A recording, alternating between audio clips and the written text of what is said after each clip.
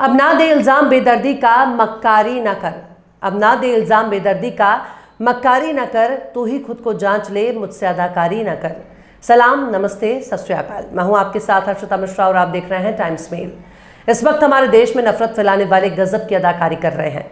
इनकी मक्कारी को देखकर बड़े से बड़ा मक्कार भी शर्म से पानी पानी हो जाएगा। मजहब और पहचान की बुनियाद पर सब कुछ बर्बाद करने की सियासत हो रही है। बड़े से बड़ा नेता धर्म, मजहब और जाति की बुनियाद पर खुद की सियासत को कायम करना चाहता है।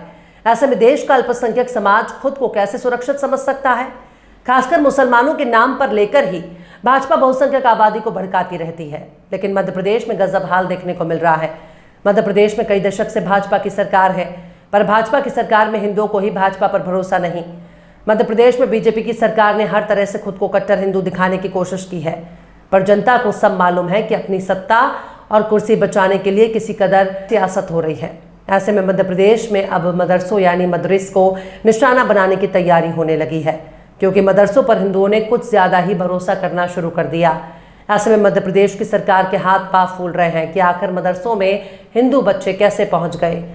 अब दिल्ली से लेकर मध्य प्रदेश तक 9000 से ज्यादा हिंदू बच्चों को मदरसे में पढ़ाए जाने की खबर से कोहराम मच गया। हर तरफ से यही आवाज उठ रही है कि मुसलमानों के धार्मिक स्कूलों में हिंदुओं के बच्चे कैसे पहुंच गए, क्योंकि पूरे देश में घूम घूम कर संघ और भाजपा ने मदरसों के खिलाफ गोदी मीडिया के साथ मिलकर एजेंडा चला रहे हैं। पर शायद इनके इस जहरीले एजेंडे पर हिंदुओं ने यकीन ही नहीं किया, जिसके बाद संघ और भाजपा की मेहनत पर पानी फिरता नजर आ रहा है। खासकर जिस मध्य प्रदेश को हिंदुत्व की प्रयोगशाला बनाने में कोई कोर कसर बाकी नहीं रह गई, उस मध्य प्रदेश में अगर 9000 से ज्यादा हिंदू बच्चे पढ़ रहे हैं, तो इसका सीधा सा यही मतलब है कि मुसलमानों के खिलाफ जितनी नफरत फैलाकर मध्य प्रदेश के लोगों को भड़काने की कोशिश की गई, उसी नफरत को मध्य प्रदेश के हिंदुओं ने ठोकर मार दी। जिसके बाद अभी सवाल उठने लगा कि आखिर हिंदू बच्चों को मदरसे में पढ़ाई करने की क्या जरूरत आ गई, और इन मदरसों में आखिर ऐसा क्या पढ़ाया जा रहा है जिसकी वजह से हिंदुओं ने अपने बच्चों को मदरसों में भेजना शुरू कर दिया। सबसे गौर करने वाली बात यह है कि जिस स्कूल को हिंदी भाषा में विद्यालय कहा जाता है, उसी स्कूल और विद्यालय को अरबी में मदरसा कहा जाता है। आखिर क्यों हिंदुओं ने अपने बच्चों को मदरसा में कराया एडमिशन? आखिर क्यों 9000 से ज्यादा हिंदुओं ने मदरसों पर किया एतबार? आखिर क्यों मदरसे में हिंदू बच्चों को देखकर गेरुआ टोले में लगी आग? बताएंगे आपको और भी बहुत कुछ, लेकिन आप अगर हमारे चैनल पर नए हैं और पहली बार हमारी वीडियो को देख रहे हैं, तो आप हमारे चैनल टाइम्स मेल को सब्सक्राइब कर लें, वीडियो को लाइक कर दें और बेल आइकन का नोटिफिकेशन बटन भी प्रेस कर दें, ताकि बिना देरी हमारी हर खबर आपको मिलती रहे। लौटते हैं अब खबर की तरफ। आज के दौर में जब भी मदरसे का जिक्र आता है तो उसे इस्लामी तालीम से जोड़कर पेश किया जाता है, जबकि मदरसे का मतलब ही स्कूल होता है। यहाँ भी वही सारे विषय पढ़ाए जाते हैं जो आम स्कूलों में पढ़ाया जाता है। कुरान और हदीस की तालीम हर बच्चे को नहीं दिया जाता, पर मदरसों को इस्लामी तालीम का मरकज बताकर पेश किया जाता है। लेकिन जब इसी मदरसे में पढ़ाने के लिए टीचर की भर्ती निकाली जाती है, तब लाइन लगाकर टीचर की नौकरी पाने वालों में हिंदू भी होते हैं। कई मदरसों में हिंदू टीचर पढ़ा रहे हैं और वहां पर हिंदू बच्चे भी पढ़ते हैं, लेकिन मध्य प्रदेश में 9000 से ज्यादा हिंदू बच्चों की मौजूदगी ने बीजेपी सरकार की नींद हराम कर दी है। अब इन बच्चों को सामान्य स्कूलों में भेजने की बात कही जा रही है।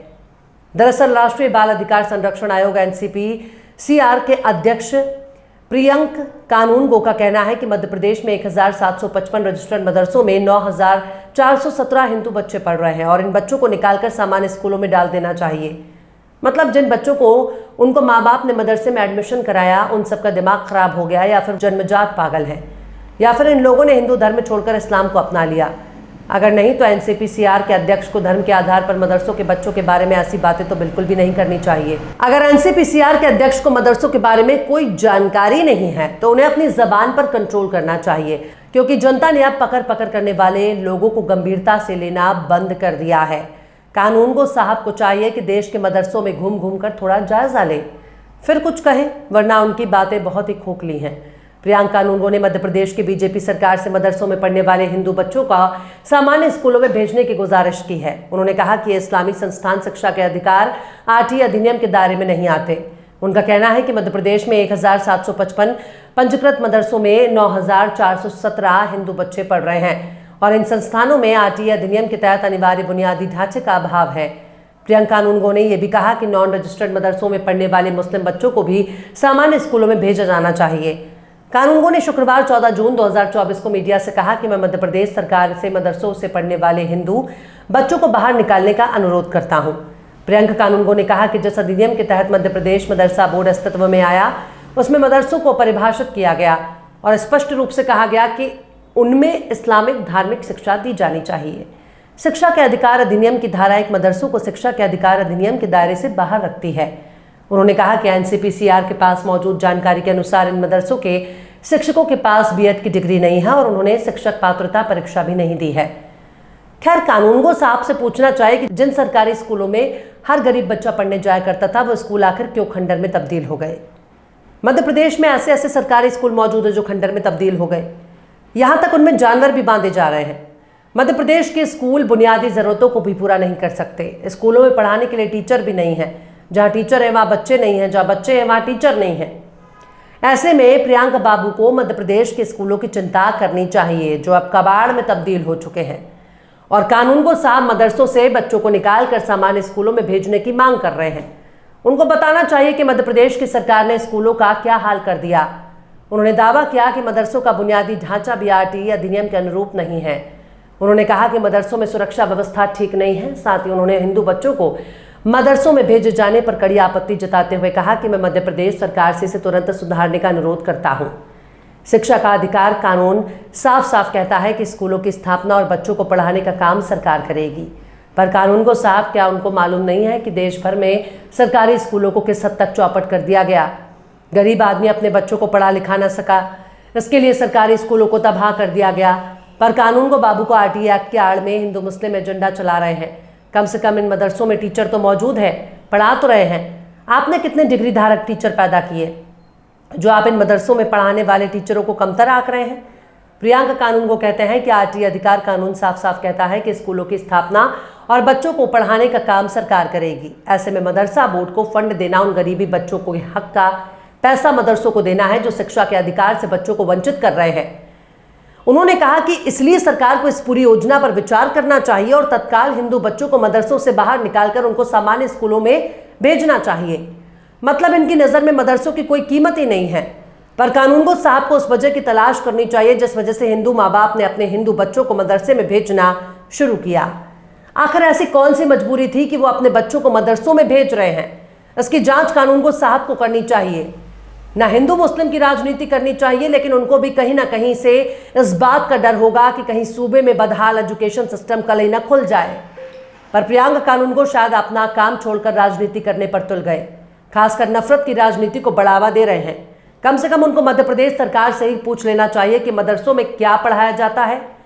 अगर प्रियंका कानूनगो निष्पक्ष और वो सांप्रदायिक नहीं फैला रहे हैं तो उनको मध्य प्रदेश सरकार के जरिए मदरसों में पढ़ाए जाने वाला लिस्ट ही सरकार की वेबसाइट पर देख लेते, जिसमें हर वो सब्जेक्ट मौजूद है जो एक सामान्य स्कूल में होते हैं। इसमें हिंदी, इंग्लिश, उर्दू, अरबी, maths, chemistry, biology, physics, economy, commerce, accounting, geography, history, political science, home science का जिक्र है। ये सब्जेक्ट हिंदू और मुसलमान में भेद नहीं करते। हाँ, इसके अलावा कुछ ऐसे सब्जेक्ट जरूर हैं जिनको धार्मिक शिक्षा कहा जा सकता है। इनमें तर्जुमा, तफसीर, कुरान, हदीस, उलूमे हदीस, फ़िक़्ह, इस्लाम, तारीख़ इस्लाम जैसे सब्जेक्ट भी शामिल हैं। जाहिर सी बात है कि कुरान हर कोई पढ़ने नहीं जाएगा, लेकिन बाकी के सब्जेक्ट तो हर बच्चे को पढ़ाया जाता है।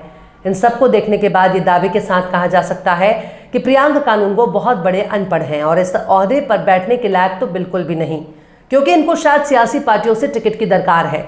इनको चुनाव लड़ने के लिए कहीं ना कहीं से टिकट चाहिए। हो सकता है कि इनको राज्यसभा नजर आ रहा है। शायद बीजेपी इनकी इस फैलाई नफरत के बदले राज्यसभा का सीट इनाम के तौर पर थमा सकती है। पर राष्ट्रीय बाल अधिकार संरक्षण आयोग एनसीपीसीआर के अध्यक्ष प्रियंका कानूनगो के झूठ का पर्दाफाश खुद मध्य प्रदेश सरकार की वेबसाइट कर रही है। शायद कानूनगो साहब ने ठीक से होमवर्क नहीं किया था।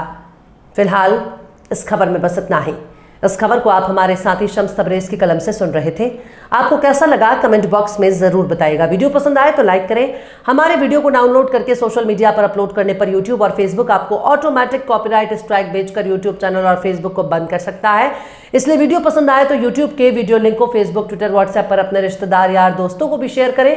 और बेबाक, निष्पक्ष, स्वतंत्र पत्रकारिता को सपोर्ट करने के लिए आप हमारे चैनल टाइम्स मेल को ज़रूर से सब्सक्राइब करें। और हाँ, बेल आइकन की घंटी वाली बटन भी आप जरूर से दबा दें ताकि आपको हमारे आने वाले नए वीडियो की नोटिफिकेशन फौरन ही मिल जाए। फिर मिलता है किसी और वीडियो में एक नई खबर के साथ। हर्षिता मिश्रा को दीजिए इजाजत। जय हिंद। अगर अभी तक आपने हमारे चैनल टाइम्स मेल को सब्सक्राइब नहीं किया है तो जल्दी से सब्सक्राइब कर दें और बेल आइकन भी प्रेस कर दें।